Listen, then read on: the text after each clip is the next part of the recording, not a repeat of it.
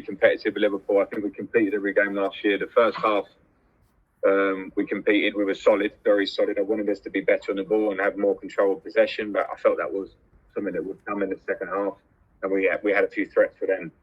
The red card, obviously. But with the Kepa situation, it's a clear mistake. It's a clear mistake that has cost us, because at that point we go on to have a penalty, which we maybe score, and it could, those fine margins change games at this level. So we have to keep working. Kepa has to keep working. He has to have support around him. That's very clear.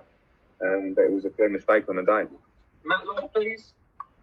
Frank, obviously with it being only the second game of the season, and you've still got a lot of players to come in and a lot of sort of mixing of the squad to do, would it be unfair to make any judgments in terms of where Chelsea stand in comparison to Liverpool on the basis of that, would you say, or can you make any conclusions?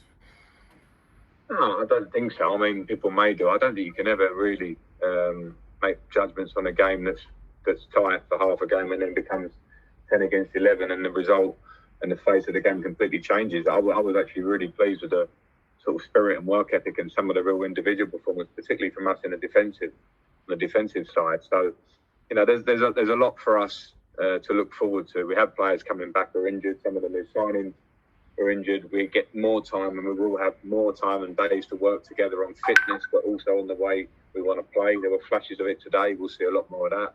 So it's not the time for judgment. It's game 2. We had 10 men against Liverpool. We almost can come away with a 1-1 if circumstances change. And I think there were a lot of positives out today.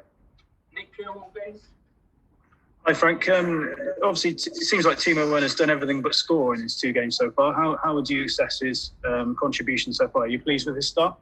Yeah, I'm very pleased with his start. We brought him to the club for the attributes that we're seeing. We're seeing speed, we're seeing individual moments. We will see goals from him, we know that. And I thought as well with the second half and how difficult it would have been for him and Mason, but himself, and if he comes up with a moment that could get us back into the game, I'm delighted with him, and we'll see a lot more. And also his manner, his way, his desire to work for the team, his behaviour in the dressing room. I'm delighted with Timo. Okay, we do 2 more. Jeremy Langdon and then Nizar Kinsella to finish. Hi, Frank. Can you just say anything about the reports in France suggesting a Mendy deal is done and that he may be arriving this week, and also about the omission of Rudiger? Some people wondering about his future tonight as well. Can you say anything about that? Yeah, I mean, I don't have news on the Mendy one, so I'll stay away from that until anything's confirmed. You should never speak on other players. So that's that. On Rudiger, now we have 5 centre-halves at the club. So, I can't pick a squad that has 3 of them on the bench. So that's the way it is. I have to pick the squad via training and situations and their opponents, and that was the selection one today. Okay, last one is Nizar Kinsella.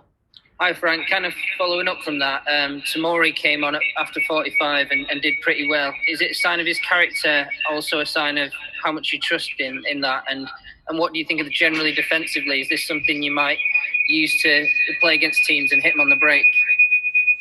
He did really well, Tomori, I have to say, and he hasn't played for a while, and he's striving for fitness like most of the squad, and I was delighted with him. So I'm really pleased, and I hope he feels the trust in him. He saw that last year. It started the pre-season last year as 5th centre-back in most people's minds and played 20-plus games for Chelsea. So I've got confidence in him, and he showed it. Your second part of the question, I'm sorry about it. I mean, there will be times against a team like Liverpool where you have to be solid. We know at times last year we conceded too many goals, so there are times like that. But the biggest thing for us at the moment is lack of time to work on the training pitch. We're trying to work for fitness. We've got games now that are coming thick and fast. So there certainly needs to be patience from myself, from everybody. But I know that we are going to get better and better and better the more time we can build relationships on the training pitch. And with the 3 or 4 injuries to some of the newer players now and Christian Pulisic as well, we're going to have players that are coming back to seriously compete to be in this starting 11, which will improve us as well. Last one was just going to go Moose because he couldn't hear. Sorry, I didn't hear your answer right at the beginning. I presume that, Moose. Sorry, ask again, please. Yeah, I was just. You've already spoken about a red card in Kepa. Can I just ask though about? You've got a game coming up with Barnsley this week, which we've got live on TalkSport. Do you play him or do you leave him out after what's happened today? Because his confidence is going to be low, and he would have read the stories about you being linked with other goalkeepers.